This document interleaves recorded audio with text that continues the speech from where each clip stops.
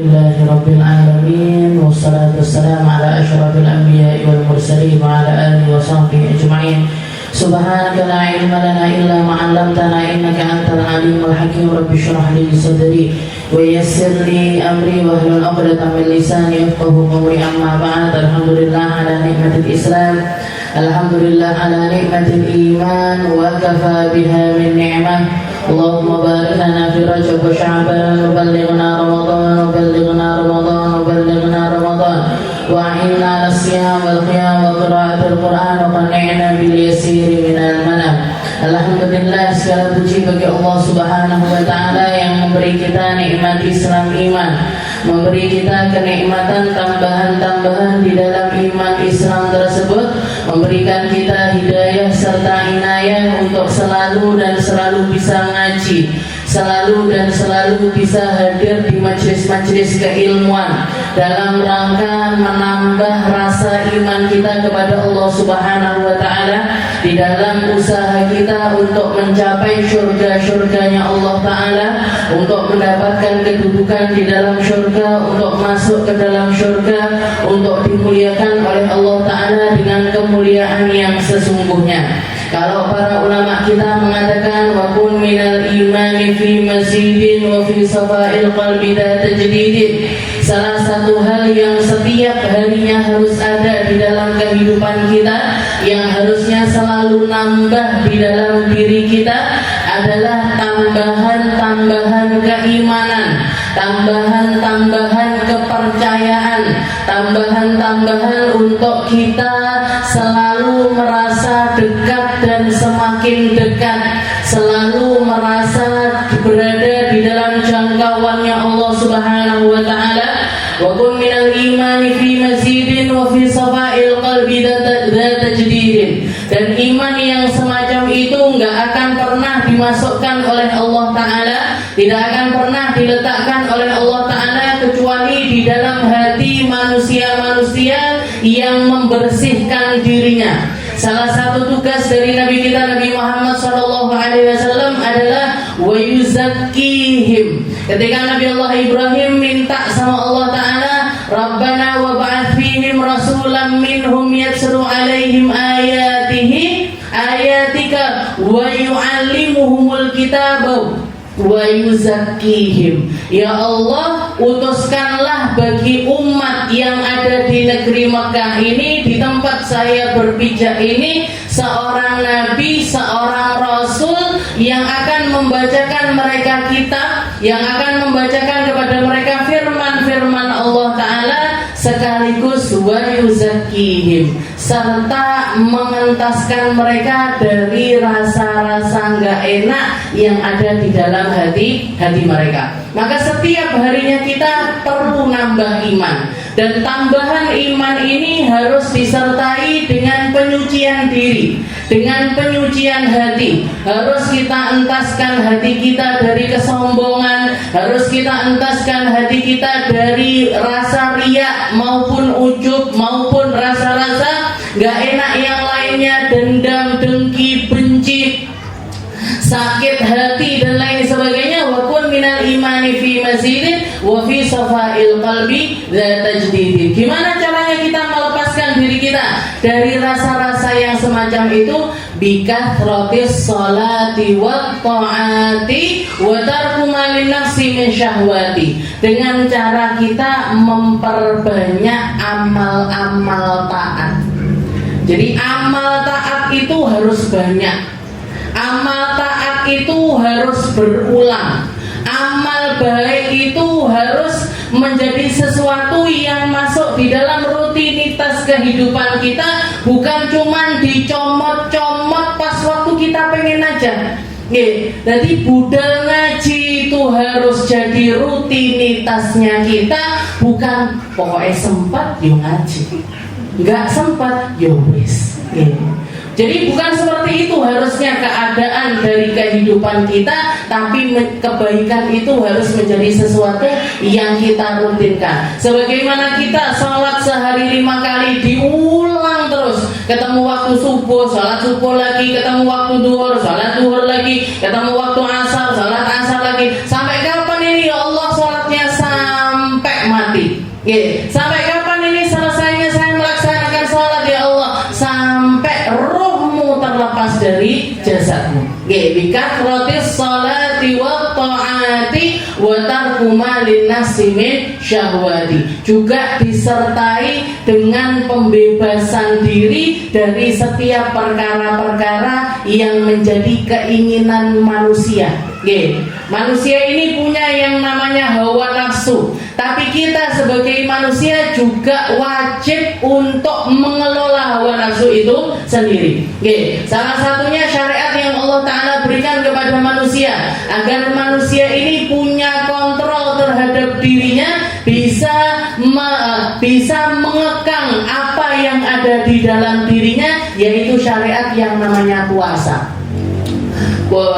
Ya ayyuhalladzina amanu kutiba alaikumus syiyam kama kutiba alal ladzina min qablikum la'allakum tattaqun. Wahai hamba-hamba yang beriman, saya wajibkan, Allah wajibkan bagi kita untuk berpuasa sebagaimana seluruh umat terdahulu juga melaksanakan puasa. Gak ada satu nabi pun yang diutuskan oleh Allah, gak ada satu rasul pun yang diutuskan oleh Allah Ta'ala kecuali mereka memiliki syariat yang namanya puasa. Kita pun juga punya kewajiban untuk puasa. Kapan itu? Puasa Ramadan nanti. Yang wajib dilaksanakan, kalau sampai nggak dilaksanakan wajib dikodok di hari yang lainnya. Ini kewajiban seumur hidup, berulang setiap tahunnya, setiap kali kita ketemu sama Ramadan. Nah, ini menjadi kewajiban kita yang berulang. Untuk apa? La'allakum tattaqun, agar kalian itu menjadi hamba yang bertakwa. Apa yang dimaksud dengan hamba bertakwa? Orang yang mampu mengendalikan dirinya, bukan dia yang dikendalikan oleh dirinya. Dia yang mengendalikan dirinya, bukan dirinya yang dikendalikan oleh hawa nafsunya. Mata bisa dikendalikan, telinga bisa dikendalikan, saya mau berteman sama siapa bisa dikendalikan, saya mau ngomong macam apa bisa dikendalikan. Semuanya itu kontrol diri itu latihannya adalah dengan penekanan hawa nafsu. Betul kumalin nafsi min syahwati. Fa syahwatun nafsi ma'ad dunubi mujibatani qaswatal qulubi. Karena sesungguhnya seseorang ketika terus-terusan mengikuti hawa nafsu, terus-terusan mengikuti alurnya para ahlu dunia, orang-orang dunia lagi begini melok rono. Saiki sing ngetren kulineran, melok kulineran kabeh. Saiki sing ngetren HP-ne iPhone Pro Max 17 tuku kabeh. Jadi diombang-ambingkan sama dunia. Dunia ke sana ikut ke sana, dunia ke sini ikut ke sini, dunia ke kanan ikut ke kanan, dunia ke kiri ikut ke kiri. Yang semacam itu, ngikuti hawa nafsu yang semacam itu, mujibatan qaswatal qulubi, adalah penyebab paling besar seseorang ini punya hati yang keras. Dan orang ketika hatinya itu keras, mau siapapun yang ngasih tahu, mau dinasehati macam apapun, bahkan dapat bukti di depan matanya sekalipun, gak akan pernah bisa beriman.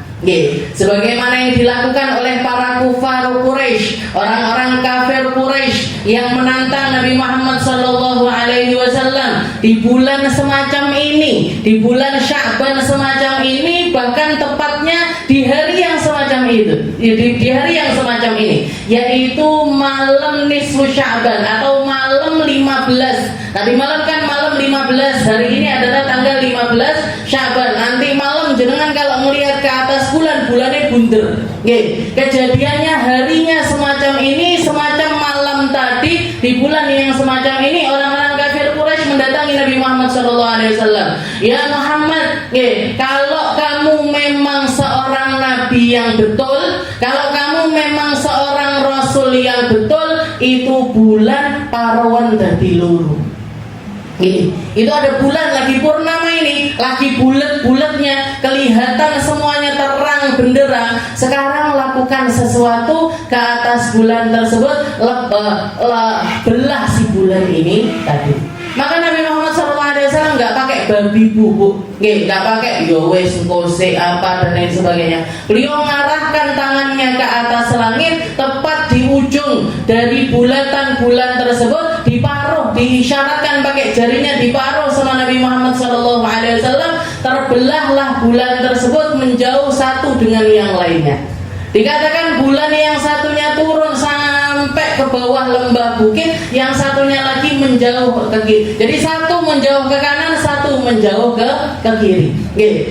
Sudah melihat ayat sejelas itu, sudah melihat mukjizat semacam itu, nabinya di depan matanya, yang nasihatin Nabi, yang ngomong kepada dirinya Nabi, yang didik Nabi. Tapi ketika hati manusia ini sudah menjadi hati yang keras, nggak akan ngaruh sama sekali. Begitu melihat kejadian yang semacam itu, mereka justru mengatakan sahara Muhammad a'yunana. Sihirnya Muhammad sudah mencapai derajat yang bisa mengelabui seluruh mata kita. Ayo kita tanya ke anak-anak kita. Ayo kita masing-masing pulang ke rumah, nanya sama keluarganya masing-masing. Coba melihat bulan tadi malam kayak apa? Ternyata apa? Seluruh penduduk Mekah semuanya melihat bulan, dan bulan itu sama, yang mereka lihat semuanya sama, yaitu bulan itu terbelah di malam tersebut. Bahkan mereka masih belum percaya juga. Mereka mengatakan, ayo kita tanya kepada orang yang perjalanan dari luar kota, mereka melihat bulan malam itu macam apa, dan semuanya pun mengatakan bulan terbelah di malam tersebut. Makanya diabadikan sama Allah Ta'ala di dalam Al-Quran, yang qatarabatis sa'atu wal syaqqal qamar. Salah satu tanda dekatnya hari kiamat adalah ketika terjadi pembelahan bulan, dan itu terjadi di zaman Nabi Muhammad SAW. Kalau zamannya Nabi itu Allah Ta'ala sudah mengatakan dekat, apa neh awake dhewe. Di zamannya Rasulullah SAW itu Allah Ta'ala sudah mengatakan iqtarabatis sa'ah, hari kiamat itu sangat dekat sekali, wan syaqqal qamar, dengan kejadian terbelahnya bulan. Seperti tadi yang diceritakan sama Sayyidah Fatimah juga, kisahnya muridnya Nabi Allah Isa, hatinya sudah keras, hatinya sudah terlalu cinta dengan dunia, nyelekit dunyane. Nyelekit di dalam hatinya. Punya guru Nabi Allah Isa yang bisa ngerubah batu jadi emas, bisa ngajak dia naik jalan di atas lautan, jalan di atas air, Bu. Jenengan zaman sekarang ini mau nyari guru yang bisa jalan di atas air itu siapa kira-kira? Jenengan kalau ngajak saya, ayo Ustazah nyebrang laut, pakai apa, Bu? Pakai apa, Bu? Ya jalan Ustazah. Kan saya bawa Ustazah. Itu sayanya tenggelam, jenengannya tenggelam. Sayanya mati, jenengannya juga mati. Nah ini dituntun sama Nabi Allah Isa, bisa nyebrangi sungai, nggak pakai perantara apa-apa, ngelihat dengan matanya, ngelihat secara langsung, diingetin sama Nabi Allah Isa. Diingetin sama Nabi Allah Isa, man akalar razif, demi zat yang menjalankan saya di atas air, siapa yang makan roti? Bangga nggak ngaku. Demi zat yang membuat kamu melihat saya menghidupkan orang mati, man akalar razif, siapa yang makan roti? Bangga nggak ngaku. Jangan bayangkan, baru ketika sesuai dengan hatinya, sesuai dengan karepe hatine, hati mana yang nggak condong sama emas, hati mana yang nggak condong sama duit, hati mana yang nggak kepengen mendapatkan duit, dia pun merasakan hal yang sama, yang mayoritas manusia itu merasakan hal tersebut, baru mau ngaku. Ini batu buat saya, ini batu buat kamu, ini batu buat dia yang makan roti. Baru ngaku, anak akal turori, saya yang makan roti Nabi Isa. Berarti jatah saya 2, jenengan 1, saya 2. Padahal Nabi Isa di sebelahnya. Istilahnya kalau dia punya iman, kalau dia punya keyakinan, kalau dia punya sambungan kepada Allah Subhanahu wa Ta'ala, sing tak elok ini manusia kayak gini loh. Yang saya ikuti ini seseorang yang mukjizatnya luar biasa semacam ini. Apalah artinya sebongkah emas, 2 bongkah emas, 3 bongkah emas, saya lebih mending bersama-sama dengan sang pemilik orang yang doanya ini langsung dijabah sama Allah Ta'ala. Pengen jadi emas, tapi nggak mau dia. Nggak mau, pilih golek sing emas ketok moto ini tadi. Ini yang namanya mujibatan yang qaswatal qulubi. Kita belajar ngaji ini buat apa? Buat melembutin hati. Kita ngaji ini biar apa? Biar kerak-kerak yang ada di dalam hati kita ini dilunturkan sama Allah Ta'ala. Kalau Habib Umar di dalam maulid dia ulamiknya itu, beliau mengatakan karir zikra wasfi Muhammadin kaituziha anil qulubir rana. Katanya beliau ulangi terus, baca terus, banyakin baca terus. Apa itu? Wasfi Muhammadin, karir zikra wasfi Muhammadin, salawat yang banyak, ngaji yang banyak, nyebut namanya Nabi Muhammad yang banyak. Kenapa kita melakukan itu dengan banyak? Zikir banyak, salawatan banyak, ngulang-ngulang setiap kebaikan. Fungsinya buat apa? Kaituziha anil qulubir rana. Biar hati-hati yang berkerak ini dibersihkan sama Allah Ta'ala. Hati kita ini sudah terlalu banyak dosanya. Hati kita ini sudah terlalu banyak kesalahannya. Hati kita ini sudah terlalu banyak melanggar aturan-aturannya Allah Ta'ala. Kita bersihkan dengan cara memperbanyak ketaatan dan mendalami setiap hal yang mendatangkan setiap kebaikan untuk alam akhirat kita. Itu fungsinya kajian-kajian ilmu. Nah, kita lanjutkan pembahasan kita masih di dalam kitab Syarah Hadis Jibril. Ila al-qal qala al-mu'allif rahimahullahu ta'ala wa nafa'ana bi ulumi fid dharain amin wa mata'ana Allah bi tuli hayatihi fid dharain amin wa asyhadu an la ilaha illallah wahdahu la syarika al-malikul haqqul mubin wa asyhadu anna Muhammadan abduhu wa rasuluhu shadiqul amin. Setelah beliau membuka kitabnya Ibrahim bin Said bin Smith, setelah beliau membuka kitabnya dengan bismillah, kemudian dengan alhamdulillah, kemudian dengan doa, serta ditambah dengan kalimatus syahadatain, 2 kalimat syahadat, 2 kalimat dikatakan la ilaha illallah Muhammadur Rasulullah. Itu adalah kalimatul ikhlas wa kalimatul khalas. Kalimatul ikhlas wa kalimatul khalas. 2 kalimat ini adalah kalimat keikhlasan serta kalimat yang menyelamatkan. Kalimat yang membuat seseorang ini, kalau kita mau belajar ikhlas, belajar lewat kalimat la ilaha illallah. Kalau kita pengen ngerti maknanya la ilaha illallah, maka kita lihat di dalam ayat yang judulnya adalah surat Al-Ikhlas, tapi nggak ada kalimat ikhlasnya sama sekali. Qul huwallahu ahad, Allahus samad, lam yalid wa lam yulad wa lam yakul lahu kufuwan ahad. Nama suratnya surat Al-Ikhlas, tapi nggak ada kalimat ikhlasnya sama sekali. Di situ yang diperlihatkan, yang ditunjukkan, yang difahamkan hanya tentang Allah Subhanahu wa ta'ala. Qul, katakan wahai Muhammad, huwallahu ahad, dia Tuhan yang Maha Esa. Maka amalan apapun, kalau kita pengen tahu kita ikhlas atau tidak di dalamnya, kita lihat ada nggak andil diri kita di dalam penyematan ibadah tersebut. Ada nggak validasi diri kita untuk berada di dalam bagian hal tersebut.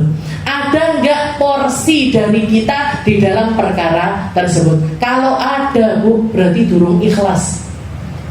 Kalau ada, berarti belum lillahi ta'ala. Kalau masih ada, berarti masih perlu kita benahi agar untuk kita bersihkan, kita persembahkan kepada Allah Subhanahu wa ta'ala.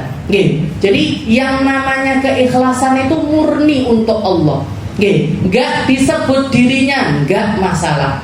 Nggak diapresiasi dirinya, nggak masalah. Nggak disebutkan penamaannya, nggak masalah. Ada orang bangun masjid, ada orang bangun masjid, Setelah itu, setelah jadi, dipakai ibadah, dipakai rame orang melakukan ibadah di sana, sang pembuat masjid ini mengatakan, iki masjid lek dudu aku sing bangun, enggak dadi. Kalau bukan sumbanganku, kalau semua ada hal-hal yang menuju kepada dirinya, ada hal-hal yang menunjuk kepada dirinya, Bu, amal ini tadi langsung habis semuanya. Kenapa? Karena Allah Ta'ala nggak pernah mau disekutukan dengan apapun. Barang siapa yang beramal untuk Allah dan beramal untuk selain Allah, katanya Allah Ta'ala, fahuwa lahu, maka amal itu akan menjadi amalnya dia, bukan punyanya Allah Ta'ala. Silahkan minta pahala dari siapa yang dia ingin amal itu ditujukan kepadanya. Jadi Allah Ta'ala lepas dari setiap amal ibadah yang bukan untuk Allah Subhanahu wa Ta'ala. Yura'unan nas wa la yadhkurunallaha illa qalila. Dikatakan salah satu cirinya orang-orang yang riya. Nabi Muhammad SAW pernah mewanti-wanti, Bu. Sesungguhnya sesuatu yang paling aku takutkan kepada umatku adalah asyirkul asghar, syirik kecil. Syirik kecil. Kalau syirik besar, insya Allah umat Islam ini nggak masuk di dalamnya. Kalau kekufuran yang nyata, insya Allah manusia ini nggak masuk di dalam perkara tersebut. Nyembah berhala, nggak mungkin orang Islam nyembah berhala. Nyembah kuburan, nggak mungkin umat Islam itu nyembah kuburan. Yang ada ziarah kuburan, Bu, duduk nyembah kuburan. Kita doa ziarah di kuburan itu tetap baca la ilaha illallah apa enggak? La ilaha illallah, nggak terus Tuan wali, saya minta kepadamu. Minta kepada wali itu hanya sebagai wasilahnya kita untuk mencapai Allah Subhanahu wa Ta'ala. Jadi istilahnya Nabi Muhammad nggak takut manusia ini atau umat Islam ini kembali kepada kekufuran, kembali kepada penyembahan kepada selain Allah Subhanahu wa Ta'ala, itu nggak akan. Tapi yang ditakutkan sama Nabi Muhammad SAW adalah asyirkul asghar, syirik kecil. Menyekutukan Allah Ta'ala dengan sesuatu selain Allah Ta'ala yang versi kecil-kecil, atau yang kita kenal dengan nama riya. Jadi pengen didelok uang, pengen disebut dirinya, pengen ditampilkan dirinya, pengen. Jadi ngerujuknya itu kepada dirinya, bukan kepada Allah Subhanahu wa Ta'ala. Itu yang paling ditakutkan oleh Nabi Muhammad SAW. Dan Nabi Muhammad mengatakan, inna riya, sesungguhnya riya itu akhaf ala ummati, lebih ringan atau istilahnya lebih lembut di dalam hati manusia itu daripada langkah kakinya semut. Suaranya itu lebih kecil dibandingkan suara langkah kakinya semut. Makanya sebagian besar orang nggak ngerasa kalau dia itu sedang riya. Nggak ngerasa kalau dia di dirinya itu sedang riya. Padahal dia adalah mura'iyan. Padahal dia adalah orang yang riya di dalam amal. Ini yang harus kita usahakan. Asyhadu an la ilaha illallah.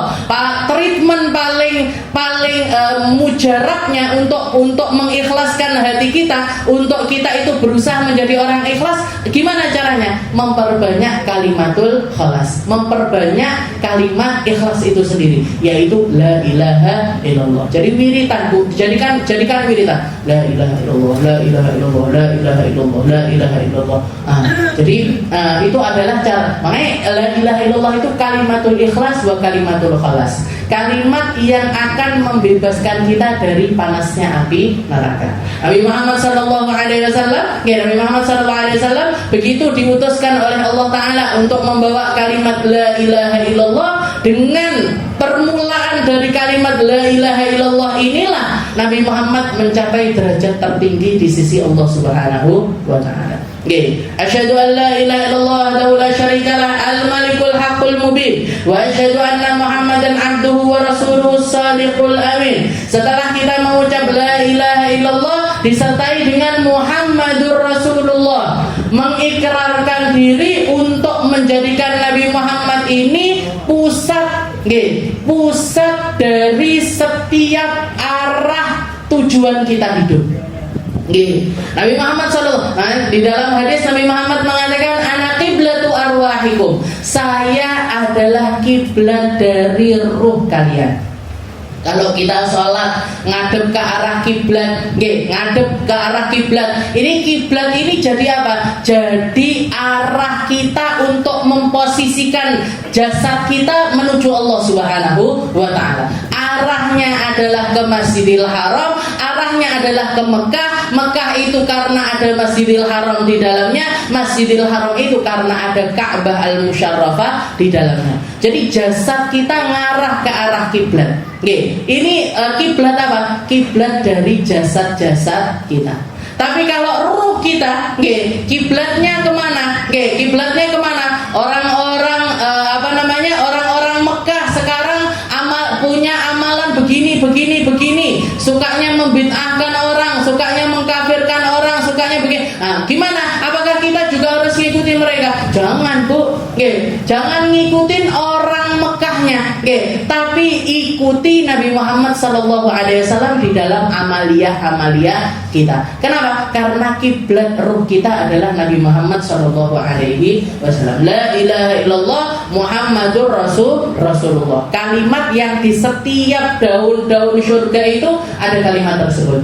Di seluruh pintu-pintu surga itu ornamennya la ilaha illallah Muhammadur Rasulullah. La ilaha illallah Muhammadur Rasulullah. Yang pertama kali menyelamatkan Nabiullah Adam, yang bikin Nabiullah Adam itu turun ke bumi tapi bawa keselamatan, bawa pertaubatan dan diterima taubatnya oleh Allah Subhanahu wa taala, itu adalah kalimat Muhammadur Rasulullah. La ilaha illallah Muhammadur Rasulullah. Allah taala di dalam Al-Quran mengatakan wa talaqqa Adamu min rabbih kalimatin fataba alaih. Allah taala istilahnya memberikan kalimat-kalimat kepada Nabiullah Adam, di mana Nabiullah Adam akhirnya bisa bertaubat dengan kalimat-kalimat tersebut dan diterima taubatnya oleh Allah taala, yaitu kalimat la ilaha illallah Muhammadur Rasulullah.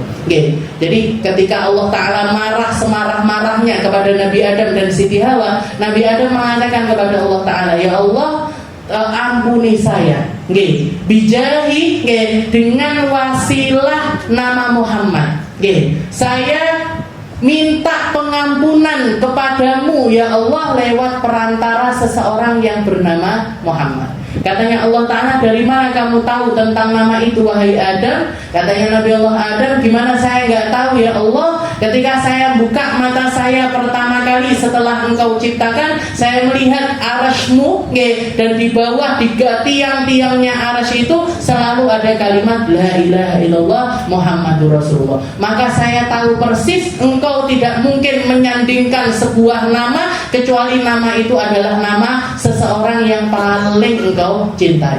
Maka Allah Ta'ala mengatakan, aku ampuni engkau dengan nama tersebut. Dia adalah nama dari seorang anak yang lahir dari tulang sulbimu yang bernama Muhammad. Jadi Nabi Adam itu diampuni, pertaubatannya itu wasilahnya Nabi Muhammad SAW.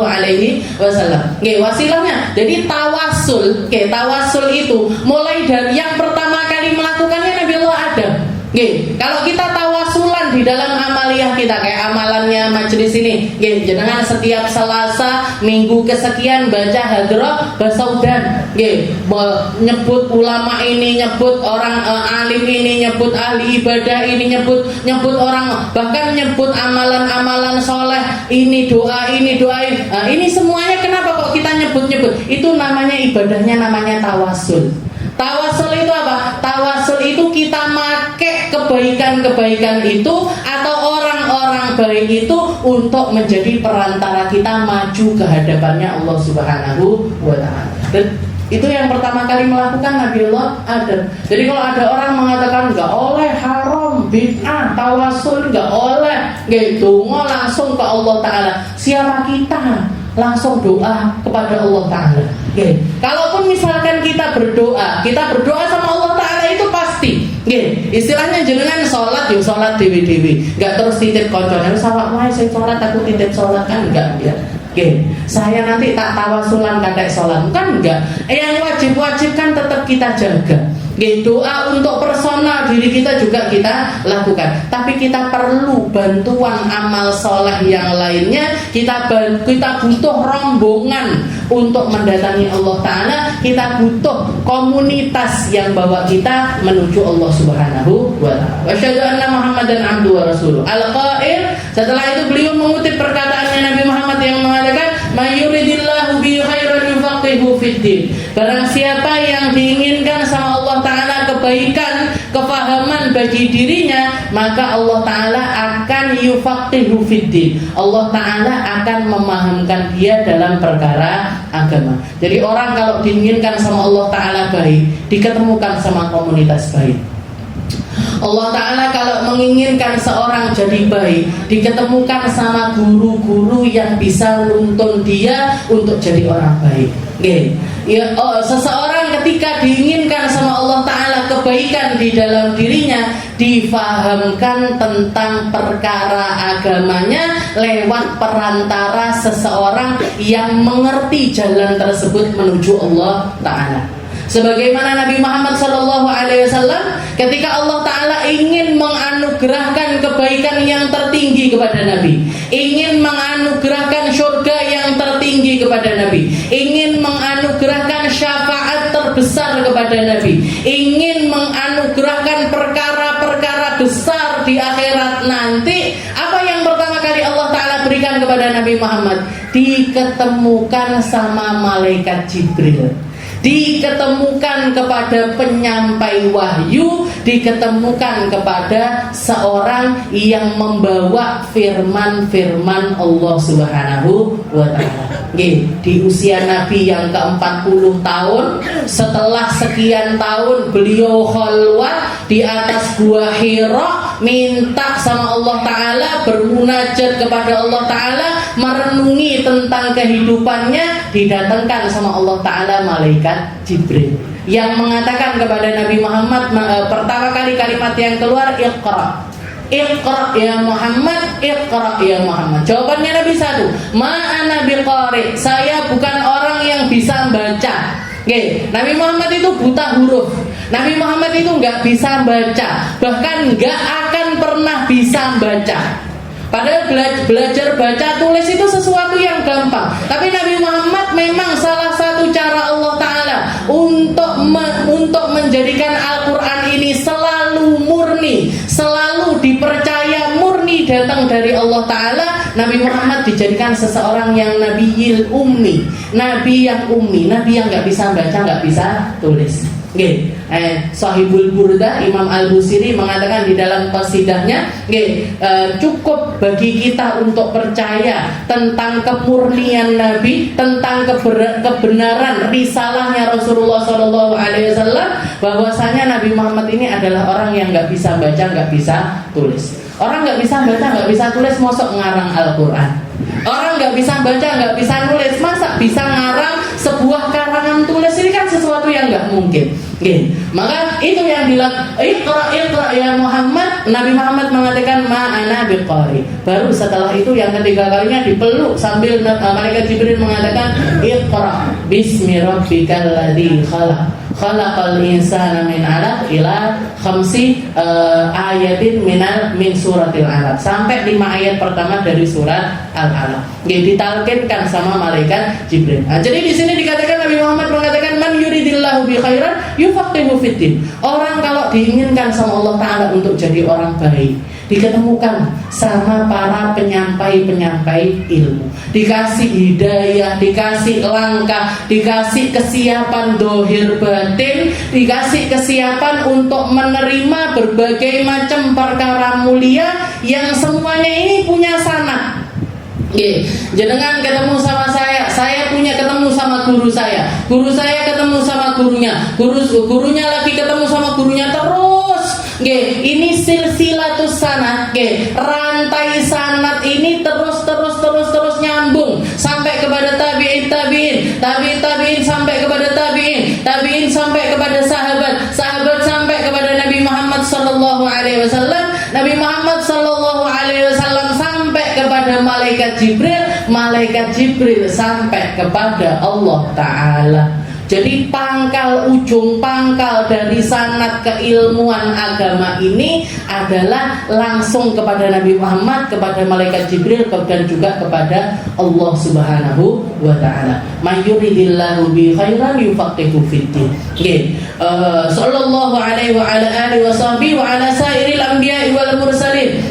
Setelah itu beliau juga mengakhiri muqaddimahnya ini dengan kalimat sholawat. Jadi bismillah, alhamdulillah, salawat kepada Nabi Muhammad SAW itu adalah satu kesatuan yang gak bisa terpisahkan.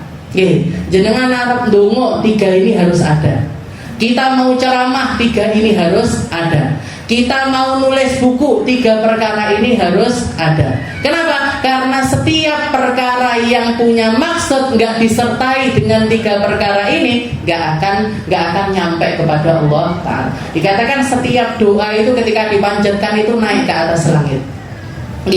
Tapi kalau nggak diakhiri dengan sholawat atau nggak dibuntel dengan sholawat, nggak dibuntel dengan bismillah, alhamdulillah, sholawat, maka dia hanya akan gantung di langit sana, nggak naik lagi ke atas. Caranya gimana biar naik sampai ke atas langit sana? Nah ini kita puteri atau kita bungkus dengan 3 perkara ini tadi. Bismillah, alhamdulillah, Allahumma salli ala sayyidina Muhammad wa ala ali sayyidina Muhammad. Pakai lafaz apapun, salawat pakai lafaz apapun, itu semuanya akan menjadi salawat. Sallallahu wasallam alaihi wa ala alihi wa sahbihi. Setelah itu juga di dalam salawat kepada Nabi Muhammad, selain kepada Nabi, kita juga bersalawat kepada keluarganya Nabi. Keluarganya Nabi. Dikatakan salawat tanpa ucapan salawat kepada keluarga Nabi itu hanya akan menjadi salawat yang buntung. Salawat yang enggak sempurna. Jadi salawat itu kalau jangan baca salawat harus ditambahi minimal wa ala ali Muhammad. Allahumma salli ala sayyidina Muhammad wa ala ali sayyidina. Saya bersalawat kepada Nabi beserta dengan keluarganya Nabi. Di dalam Al-Qur'an Allah Ta'ala mengatakan, "Qul la as'alukum alaihi ajra illal mawaddata fil qurba." Katakan wahai Muhammad, kamu adalah seorang nabi yang enggak minta upah. Qul la as'alukum alaihi ajra. Atas perjuangannya Nabi, atas doa-doanya Nabi, atas setiap suka dan juga duka yang dibawa sama Nabi untuk memperjuangkan agama Islam, katanya Allah Ta'ala, qul, katakan wahai Muhammad, la as'alukum alaihi ajra. Atas setiap perjuangan ini saya enggak minta upah sama sekali dari kalian. Nabi Muhammad nggak minta dibangunkan rumah, nggak minta harta, nggak minta jadi orang terkaya, nggak minta Nabi Muhammad. Qul la as'alukum alaihi ajra, cuma satu permintaannya Nabi, illal mawaddata fil qurba. Kalau kamu cinta sama saya, cintai juga keluarga saya. Jadi cinta kepada Nabi Muhammad disertai dengan cinta kepada keluarganya Nabi Muhammad SAW. Siapa keluarganya Nabi? Banyak versi dari keluarganya Nabi. Di dalam salah satu hadis Nabi Muhammad mengatakan, alu Muhammad kullu taqi. Keluarganya Nabi adalah setiap hamba yang bertakwa. Setiap hamba yang bertakwa itu masuk di dalam kategori keluarganya Nabi Muhammad secara umum. Alu Muhammad kullu taqi. Yang lebih khusus lagi adalah keluarganya Nabi, kullu man, setiap orang yang haruma alaihi mussadaqah, yang diharamkan bagi mereka untuk menerima sedekah, yaitu Bani Hashim dan juga Bani Muttalib. Jadi keluarganya Nabi dari keturunan Bani Hashim sama keluarganya Nabi dari keturunan Bani Muttalib, ini orang-orang yang nggak boleh menerima zakat. Orang-orang yang nggak boleh menerima sedekah wajib.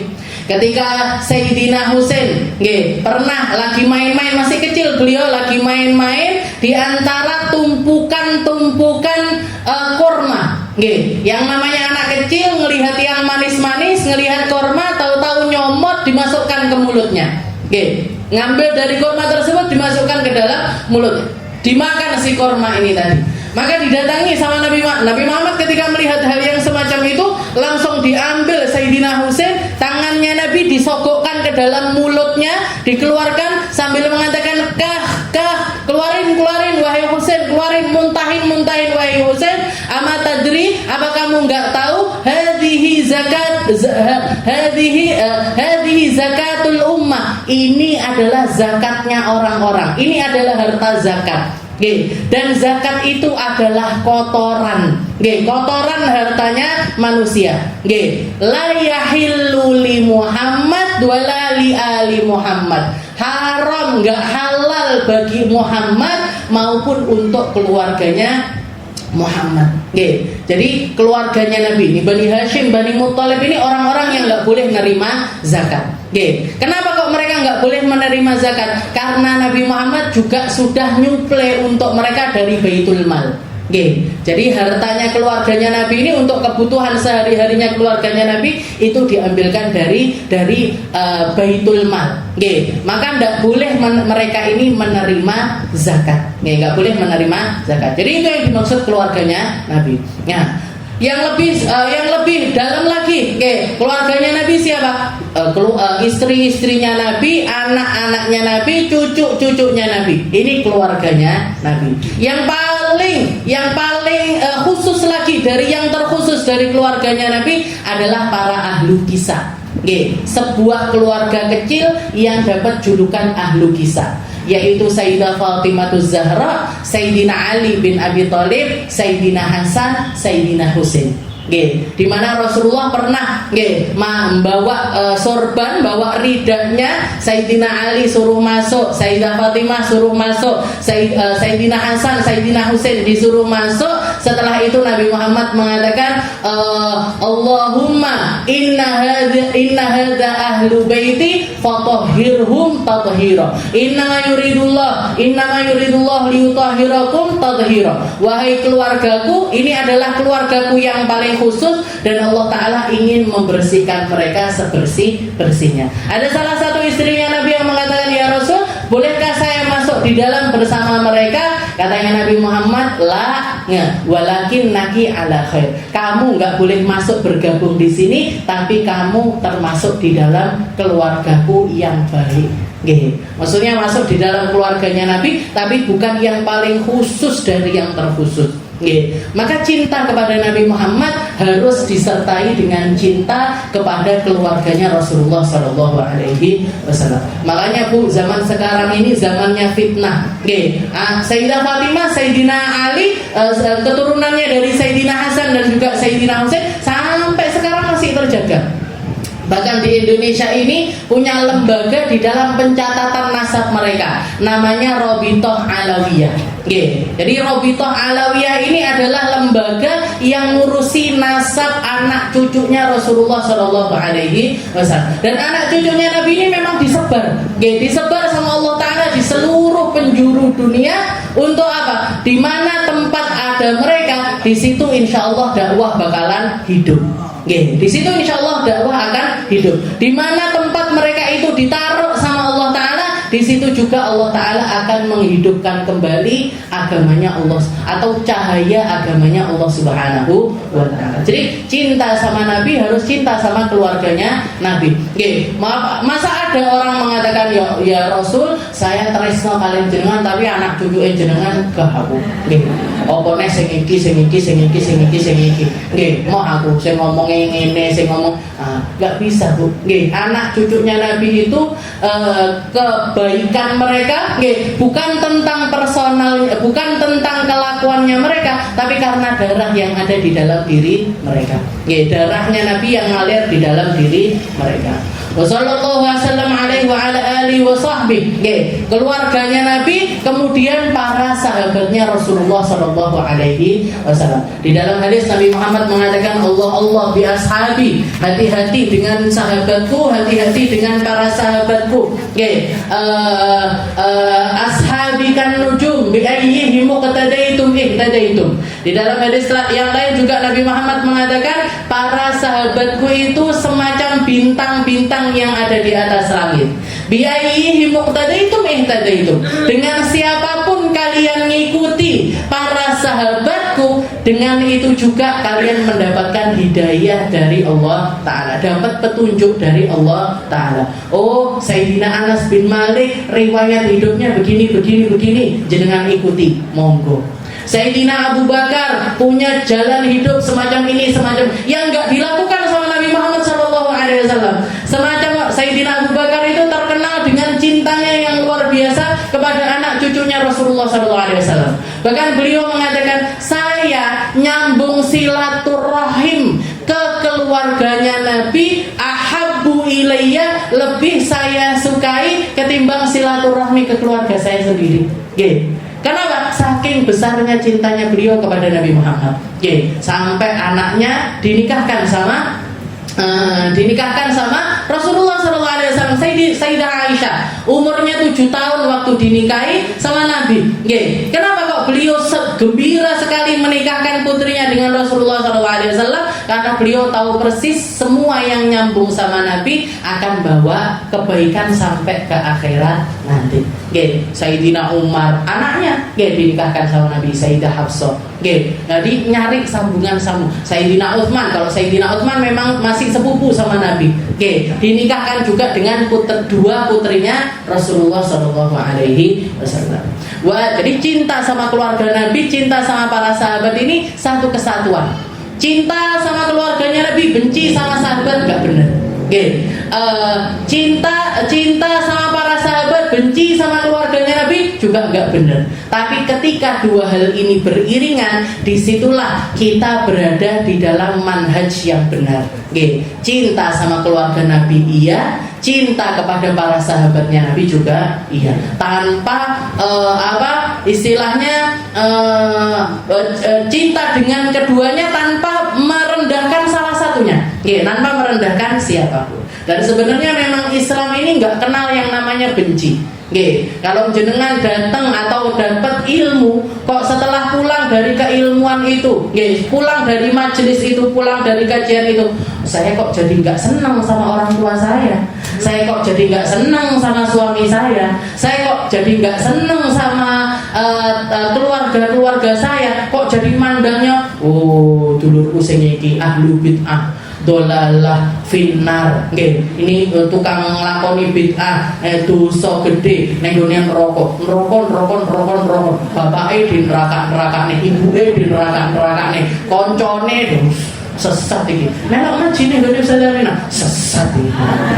Angel, manusia disesatin semuanya. Padahal yang dipelajari adalah sesuatu yang nyambung sampai Rasulullah SAW. Benar apa enggak kira-kira itu rasanya? Enggak benar.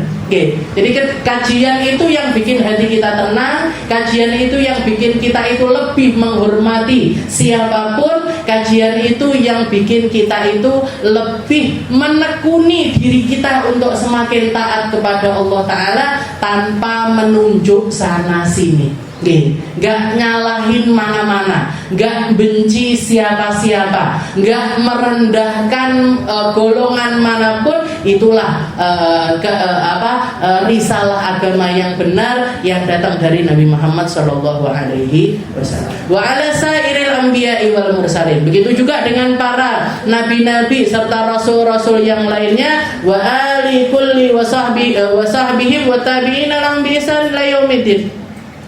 Dan kepada setiap keluarga dan juga para sahabat, kepada para tabi'in dan orang-orang yang mengikuti mereka bi ihsanin ila yaumiddin. Jadi risalah keilmuan itu kayak rantai. Setiap generasi selalu ada, setiap zaman selalu ada, setiap daerah selalu ada.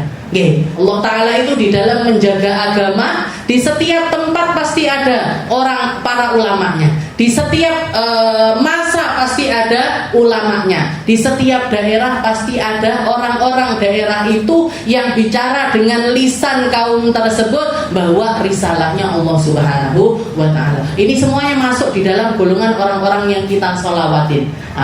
Kalau kita baca salawat semacam ini, guru-guru kita termasuk, leluhur-leluhur kita termasuk, orang tua-tua kita juga termasuk. Nggak sengaja kita, tapi salawat kepada mereka semuanya. Karena sebelum kita sholat ada orang tua kita yang sholat, sebelum orang tua kita sholat ada kakek kita yang sholat. Sebelum kakek kita sholat ada kakeknya lagi yang sholat. Terus sampai kepada wali songo. Kalau kita di Indonesia biasanya perantaranya adalah para wali songo. Wali songo kepada guru-gurunya, guru-gurunya terus sampai kepada Nabi Muhammad SAW. Jadi ketika kita bersolawat lengkap semacam ini, kita masukkan semua orang yang berpotensi bawa jadi rombongan kita untuk selamat di hadapan Allah Ta'ala bersama kita. Itu satu-satunya hal yang menembus ruang dan juga waktu. Kita bisa jadi nggak sezaman sama mereka, kita bisa jadi nggak sezaman sama Imam Syafi'i, tapi kebermanfaatan ilmunya Imam Syafi'i nyampe ke kita.